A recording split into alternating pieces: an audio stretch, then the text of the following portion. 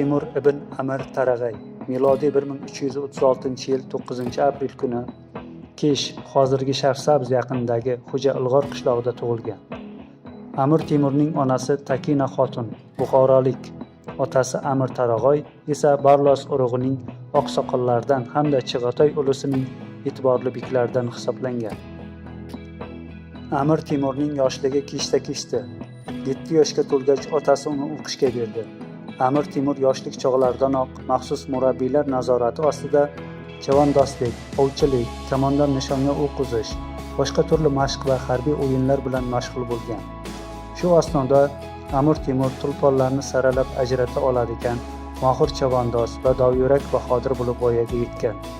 Amir Temur tabiatdan og'ir, bosiq, teran fikrli va idrokli hamda nihoyatda ziyrak, kishilardagi qobiliyat, fazilat, ayniqsa samimiyatni tezda fahmlab oladigan inson bo'lgan. Xondamirning yozishicha, otasi Amir Tarag'ay Amir Temurni avval 1355-yilda Amir Joko Barlosning qizi Nurmushk og'aga, so'ngra o'sha yili Qazog'onning nabirasi va Amir Husaynning singlisi O'ljoy Turqon og'aga uylantiradi. Keyingi nikoh tufayli Amir Temur bilan Balx hokimi Amir Husayn o'rtasida ittifoq yuzaga kelib, ular birgalikda mo'g'ullarga qarshi kurashadilar. Xivaning janubida, Urganji dashtida Amir Temur qaynog'asi Amir Husayn bilan uchrashadi. Amir Temur mo'g'ullar bilan kurashish maqsadida u bilan birlashib, ikkovlan kuch to'plashga kirishadi. Amir Temur va Amir Husayn keyingi 2 yil davomida Ilyos Xo'ja boshliq cheta lashkari bilan bir necha marta jang qiladilar. Nihoyat 1364-yil oxirida ular mo'g'ul qo'shinlarini Mavrounnahr hududidan quvib chiqarishga muvaffaq bo'ladilar. Biroq Mavrounnahrni qo'ldan chiqarishni istamagan Ilyos Xo'ja 1365-yilning bahorida yana Turkiston ustiga qo'shin tortadi. Toshkent bilan Chinoz oralig'ida ikki o'rtada sodir bo'lgan jang tarixda Loy jangi nomi bilan shuhrat topadi. Jangda Amir Husaynning xiyonati oqibatida mag'lubiyatga uchraydilar va o'z qo'shinlari bilan Amudaryo bo'ylariga chekinib, Balx viloyatida o'rnashdilar. Ilyos Xo'ja esa hech qanday qarshilikka uchramay, Xo'jand, Jizzax va boshqa qancha shahar hamda qishloqlarni egallab Samarqand ustiga yuradi. Samarqand o'sha paytlarda katta qo'shinga qarshilik ko'rsata olmasdi. Shaharning na devori, na mustahkam istehkomlari, na qurollangan sipohlisi bor edi. Bek va amirlar shaharni tark etgan edi. Lekin mo'g'ullarga qarshi xalq ko'tarildi. Sarbadorlar shahar mudofaasini o'z qo'llariga oldilar. Shahar mudofaachilariga madrasa tolibi ilmlaridan Mavlonzoda Samarqandiy, Mergan Mavlona Xurdaki buxoriylar boshchilik qiladilar. Sarbadorlar Samarqand shahrida mo'g'ullarga qaqshatgich zarba beradilar. Ilyos Xo'ja dastlab Samarqandni, so'ngra butun Mavrounnahrni tashlab chiqib ketishga majbur bo'ladi. Sarbadorlarning mo'g'ullar ustidan qozongan g'alabasi haqidagi xabar Amir Husayn bilan Amir Temurga ham borib yetgan. Amir Husayn sarbadorlarning dushman ustidan qozongan g'alabalaridan mamnun bo'lganliklarini va ular bilan uchrashmoqchi ekanliklarini bildiradilar. Biroq sarbadorlarning boshliqlari amirlar huzuriga kelganlarida Amir Husayn buyrug'i bilan Abu Bakr quliga Mavlona Xurdak buxoriylar dorga tortiladi. Mavlonzodani esa Amir Temur o'z himoyasiga olib qutqarib qoladi. Shu tariqa sarbadorlar boshliqsiz qoldirilib, Mavrounnahrda Amir Husaynning hukmronligi o'rnatiladi. Ammo ko'p o'tmay Husayn bilan Amir Temur o'rtasidagi munosabat keskinlashib, ochiqdan ochiq nizoga aylanadi. Amir Temur tarqoq mamlakatni birlashtirishga kirishar ekan, kurashni avvalo ichki g'animlardan boshlaydi. 1370-yil bahorda Amir Temur Amir Husaynga qarshi yo'lga chiqadi. Qo'shin Termiz yaqinidagi Biyo qishlog'iga yetganda makkalik shariflardan Said Baraka Amir Temur faoliyatini qo'llab-quvvatlab, unga oliy hokimiyat ramzi katta nog'ora tabl bilan yalov bayroq tortiq qiladi. Shubhasiz bu voqea katta siyosiy ahamiyatga ega edi, chunki u saltanatlik ramzi edi. Amir Temur buni yaxshi tushunardi. Amir Temur qo'shini to Balxga yetib borgunicha unga yo'l-yo'lakay yangi kuchlar kelib qo'shildi. Shu asnoda Amir Husaynning ko'pchilik amirlari tark etdilar. Jangda Amir Husayn qo'shinlari yengildi. 2 kunlik qamaldan so'ng 1370-yilning 10-aprelda Balx shahri Amir Temurga taslim bo'ldi. Amir Husayn asir olinib qatl etildi.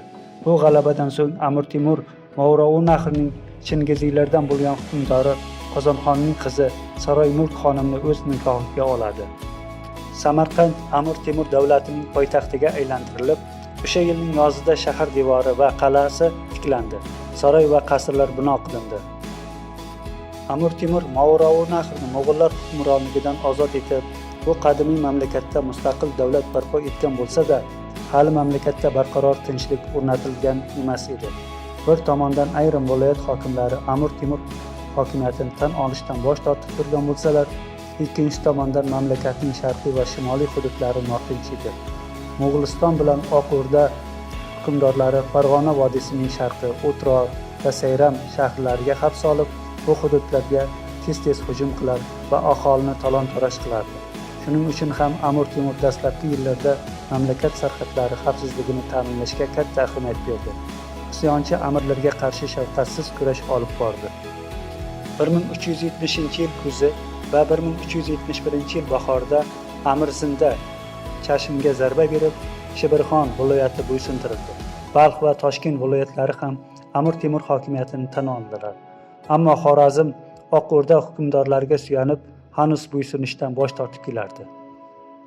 Amir Temurning 1373-yil bahori va 1375-yil yozda Xorazm tomonga qilgan ikki yurishi natijasiz tugadi. 1388-yilda Xorazmning poytaxti vayron etilib, uning hududlari Amir Temur davlatiga bo'ysuntirildi.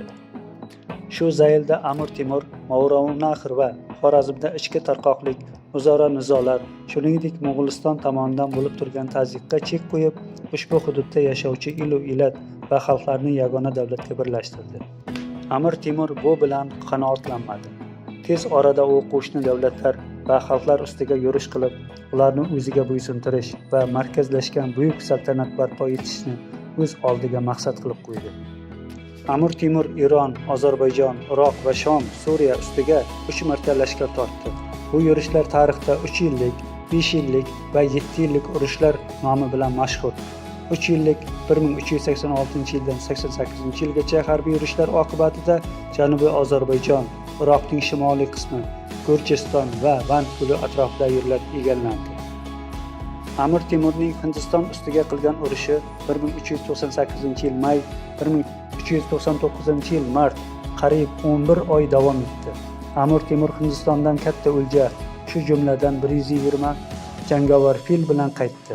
O'ljalarning bir qismi qo'shinga taqsimlab berildi. Qolgani Samarqand va Kish shaharlarida olib borilayotgan qurilishlarga sarflandi. Amir Temurning 1399-1404-yillarda olib borgan harbiy yurishlari natijasida Anqara jangida Amir Temur jahonning buyuk sarkardalaridan biri Boyazid Yildirim ustidan g'alaba qozondi. Turkiya sultoni asirga olinadi.